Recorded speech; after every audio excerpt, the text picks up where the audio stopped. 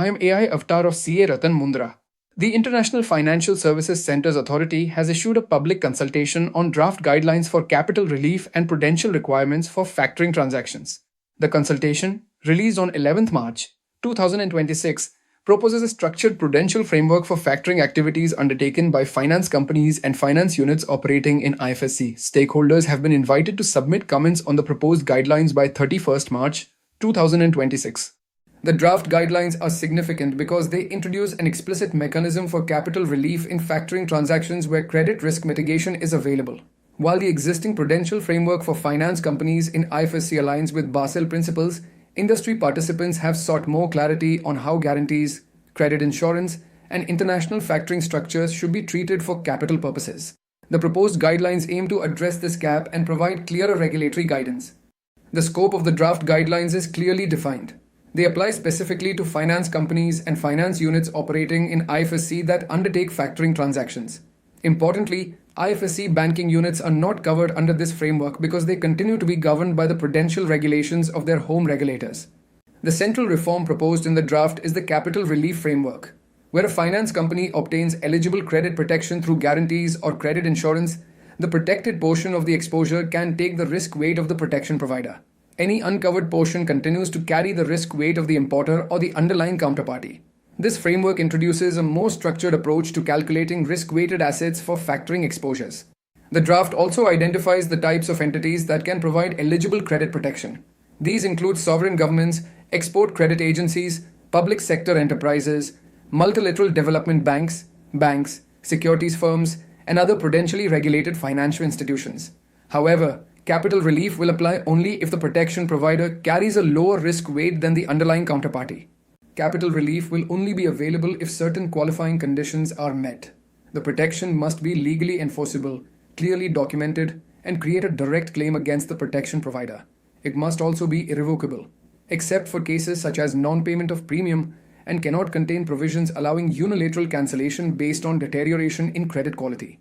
These requirements ensure that only credible and enforceable risk transfer arrangements qualify for prudential relief. The draft guidelines also clarify exposure treatment for different types of factoring arrangements.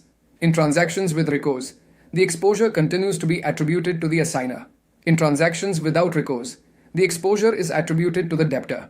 In international two-factor factoring structures, exposure may be assigned to the import factor to the extent of available credit protection. One of the most important operational changes relates to the recognition of non-performing assets. Under the earlier factoring guidelines, a receivable was classified as non-performing if it remained unpaid on the due date. The proposed draft changes this to a more than 90 days past due threshold. For smaller finance companies and finance units with assets below $150 million, the threshold is extended to more than 180 days past due.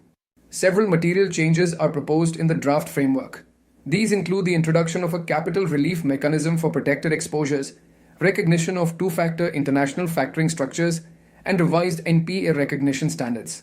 Together, these changes are expected to influence the economics, documentation, and risk management practices associated with factoring transactions in IFSC. For market participants, the proposed guidelines could improve capital efficiency for insured or guaranteed factoring exposures. However, this benefit will depend heavily on the legal enforceability and structure of the protection arrangements.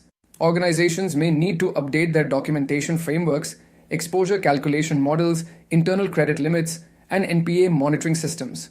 Stakeholders should begin reviewing existing factoring agreements and insurance arrangements to determine whether they meet the proposed qualifying conditions. Finance companies should also assess whether their exposure calculation methods and provisioning systems align with the new framework. Finally, interested stakeholders should consider submitting comments on the consultation before 31st March 2026 deadline. The proposed factoring guidelines represent an important regulatory development for finance companies and finance units operating in IFSC. By clarifying capital relief mechanisms and prudential treatment for factoring exposures, the draft aims to strengthen the regulatory framework for trade finance activities. Stakeholder feedback during the consultation process will play an important role in shaping the final regulations. Moonses and Management Consultants LLP, a trusted partner for CES and IFSC excellence. A pioneer in establishing CES and IFSC units within GIFT City and India, delivering end-to-end IFSC setup. Operational support and handling complaints, risk management renowned for deep expertise in regulatory approvals, capital markets, fund management, insurance, finance company, foreign university BATF, and ancillary regulations and fintech, expertise in customs clearance for aircraft and ship procurement, leasing, GST, DSPF, IFSCA comprehensive support covering registration, reporting, and regulatory transitions, ensuring ring fencing, transparency, and global compliance standards. Join our network, scan the QR codes below to stay connected with us.